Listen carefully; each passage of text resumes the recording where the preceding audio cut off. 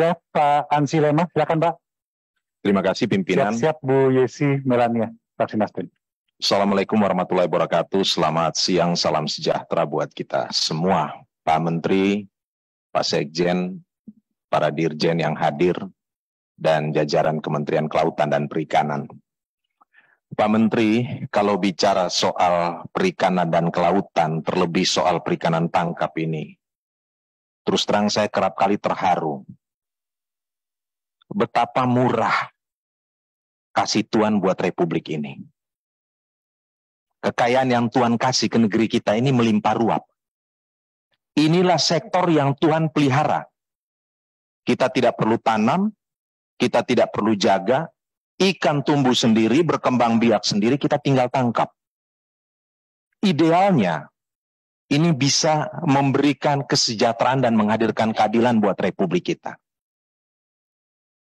Soal anggaran 6,7 T, Pak, naik sekitar 600 miliar, secara pribadi saya memberi apresiasi, Pak. Semangat yang muncul di teman-teman Komisi 4 ini, urus laut ini, urus sesuatu yang besar, tetapi anggarannya kok kecil, kita prihatin. Tetapi jujur saya ingin katakan ke teman-teman Komisi 4, ini bukan salahnya Pak Menteri atau Pak Trenggono. Beberapa waktu lalu, saya buka file. Kementerian ini pernah punya anggaran 10 triliun. Tetapi tiba-tiba jadi cuma 6 triliun, ada menteri yang mengatakan efisiensi, self-blocking, dan pukul dada bahwa saya melakukan penyelamatan uang negara. Kalau boleh saya tegaskan, menteri yang mengatakan demikian karena miskin konsepsi, miskin visi, miskin inovasi, dan miskin kreasi.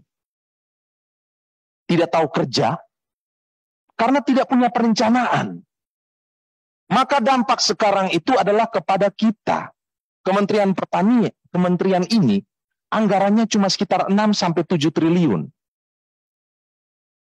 Saya ingin luruskan buat Republik ini. Bukan efisiensi, tetapi karena perencanaannya yang tidak profesional. Saya yakin betul tidak ada SID pada saat itu. Survei identifikasi, desain programnya tidak ada. Stressing pada saat itu kan cuma illegal fishing. Apakah pernah berpikir soal bagaimana membudidayakan perikanan budidaya berorientasi ekspor? Bagaimana mengoptimalkan dari perikanan tangkap dan seterusnya? Karena itu terus terang, secara pribadi saya tidak bisa terlalu banyak menuntut dari Kementerian Kelautan dan Perikanan. Secara pribadi saya terima anggaran ini, Pak. Tetapi terutama terkait dengan kebijakan penangkapan terukur, saya ingin proses ini berjalan secara intelektual, Pak. Bicara perencanaan, itu proses intelektual. Bicara perencanaan, itu kerja intelektual, kerja akademis. Nah, kaitan anggaran ini ada Bappenas, ada Kementerian Keuangan. Kalau menterinya tidak punya visi, bagaimana bisa mempersuasi, berargumentasi, dan mendorong sehingga kementerian ini bisa dapat anggaran yang besar? Mohon maaf, sekolah ini ternyata penting juga. Supaya dalam mengelola sebuah kementerian, perlu ada visi, arah, dan orientasi. Nah, konkretnya yang ingin saya katakan, Pak Menteri, kalau boleh, apalagi sudah menjadi kesimpulan pada 30 Agustus 2022 dalam Raker, terkait dengan kebijakan perikanan ikan terukur itu, kita buat FGD, khusus mengenai ini.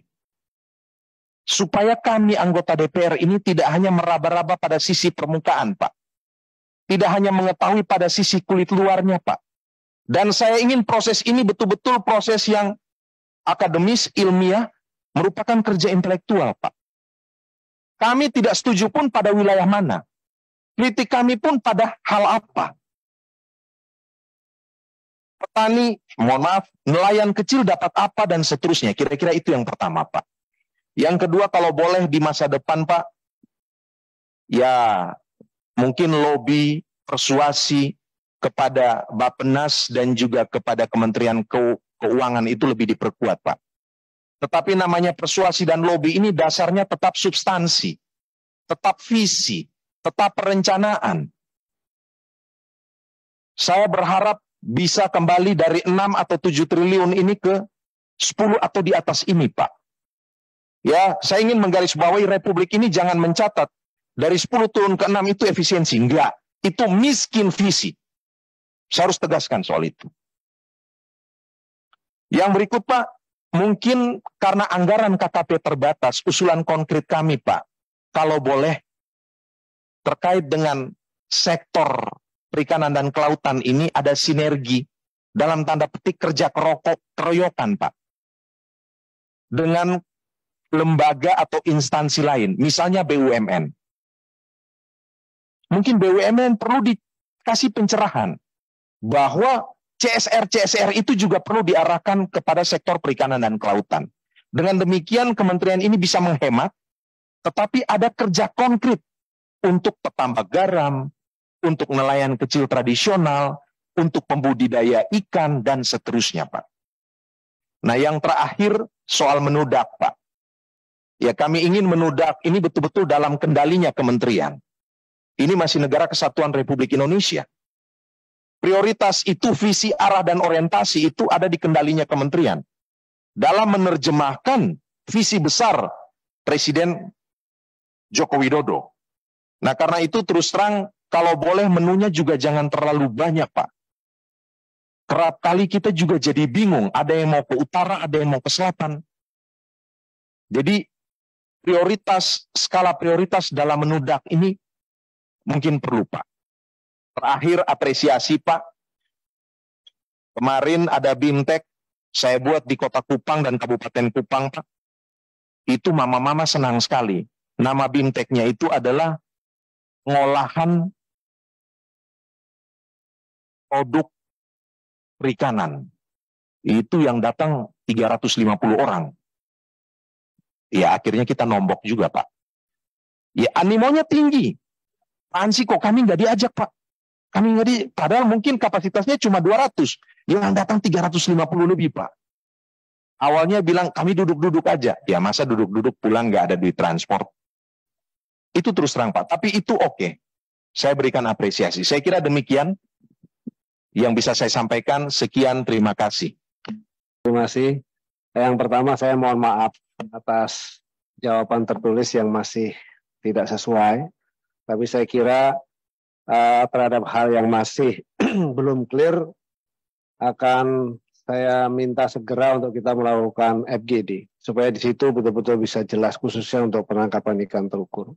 Niatnya sudah pasti di situ tidak ada yang namanya, justru di situ misinya adalah untuk supaya nelayan di lokasi itu menjadi tuan rumah. Itu niatnya. Nanti bisa dilihat kok dari hitungannya dan sebagainya, dan juga termasuk RPP. Kenapa ada PP yang kita desain, yang kita ajukan itu salah satunya perlindungan terhadap nelayan itu. Dan sekaligus juga tumbuhnya ekonomi di wilayah itu. Tidak lagi menjadi Java sentris tapi menjadi Indonesia sentris. Itu tujuannya, jadi misinya ke sana.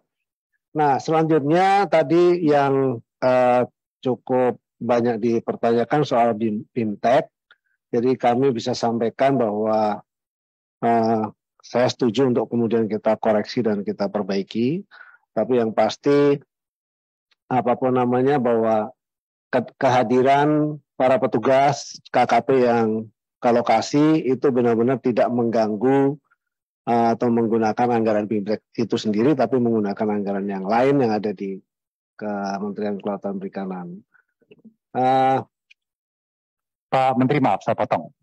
Ini karena tadi permasalahan penangkapan perikanan terukur ini kan sudah menjadi atensi banyak anggota. Dan sesuai kesepakatan rapor memang akan diadakan FGD. Boleh nggak kita konkretkan saja tanggal untuk FGD tersebut?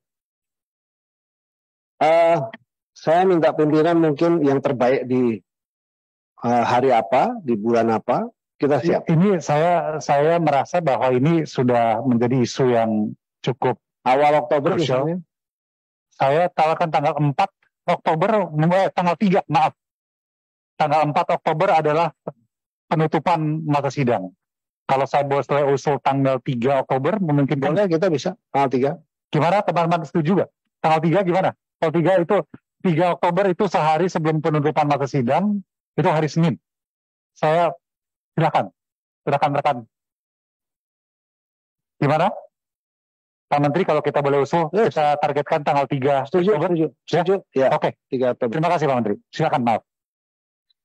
Kemudian soal dana transfer, soal DAK.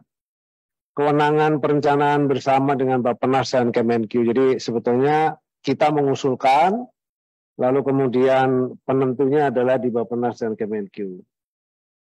Kita sudah mengajukan, lalu kemudian hasil yang ditentukan adalah dari mereka, dari Bappenas dan Kemenkyu. Terima kasih. Wassalamualaikum warahmatullahi wabarakatuh.